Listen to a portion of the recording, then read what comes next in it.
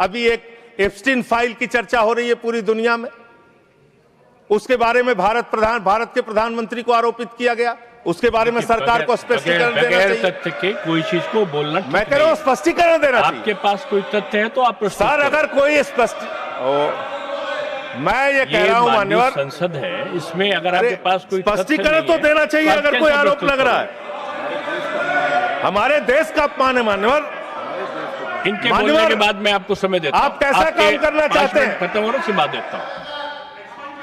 अरे भाई, आपके भारत के प्रधानमंत्री पे आरोप लग रहा है, आप लोग उस आरोप का जवाब नहीं देना चाहते। भारत के प्रधानमंत्री पे आरोप लग रहा है, नहीं तथ्य के बगैर होगा तो आप नहीं लगा सकते। तथ्य के विपरीत अगर आप बोलेंगे तो आपका ये चीज नोट नहीं किया जाएगा। तो मैं ये कह रहा हूं मान्यवर, देश व्यवस्थाओं से चलेगी। यहां बैठे हैं जावेद भाई, संभल के अंदर एक जज ने न्याय का फैसला दिया और उस जज का ट्रांसफर कर दिया जाता है। यह जुडिशरी की हालत आपने कर दी है, ये कर दिया आपने। देखिए, न्यायालय ट्रांसफर करता है जज का। अरे मान्यवर, जज का ट्रांसफर हुआ है, अवमानना होगी। जज का ट्रांसफर हुआ है। जज का ट्रांसफर कोई पॉलिटिकल पार्टी नहीं करती। तो एडमिनिस्ट्रेटिव तो काम जो हुआ उस पे ना बोले जो कंटेम्प्ट हो कोर्ट का। और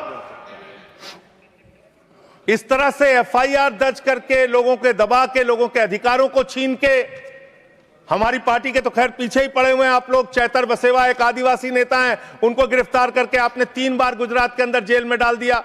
महराज मलिक हमारे विधायक हैं, उनको डाल दिया जेल में। हम लोगों को तो जेल भेज ही चुके। आप रोज मुकदमा लिखते रहते हैं, एफआईआर लिखते रहते हैं। सोनम वांगचुक को अभी भी आपने जेल में रखा हुआ है। तो एक के बाद एक लोगों को, विपक्ष के नेताओं को जेल में डाल के आप कैसे काम करेंगे?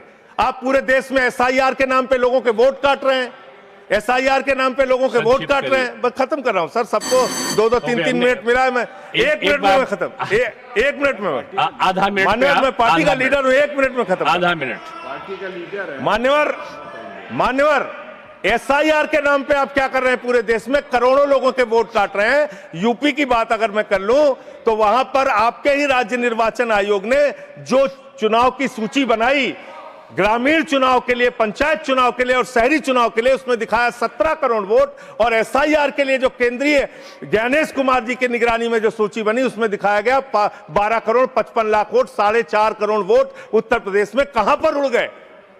और आप कह रहे हैं हर बूथ पे 200 वोट बनाएंगे तो 3.5 करोड़ वोट आप ऐसे ही बना लेंगे।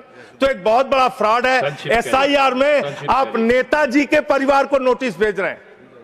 बस खत्म कर रहा हूं मान्यवर, एसआईआर में आप नेताजी सुभाष चंद्र बोस के परिवार को नोटिस भेज रहे हैं, नोबेल पुरस्कार विजेता अमर्त्य सेन को नोटिस भेज रहे हैं, पूर्व एडमिरल को नोटिस भेज रहे हैं। अब कैसा एसआईआर करा रहे हैं? ये एसआईआर नहीं है, चुनावी घोटाला। मैं कहना चाहता हूं। बहुत बहुत धन्यवाद। सुधांशु त्रिवेदी जी, एक मिनट में। फाइल का जिक्र हुआ, एक विकृत यौन मानसिकता के सजाए याफ्ता अपराधी का जिक्र इस संसद के पावन पटल के ऊपर करना इनकी विकृत और विक्षिप्त मानसिकता का प्रतीक है।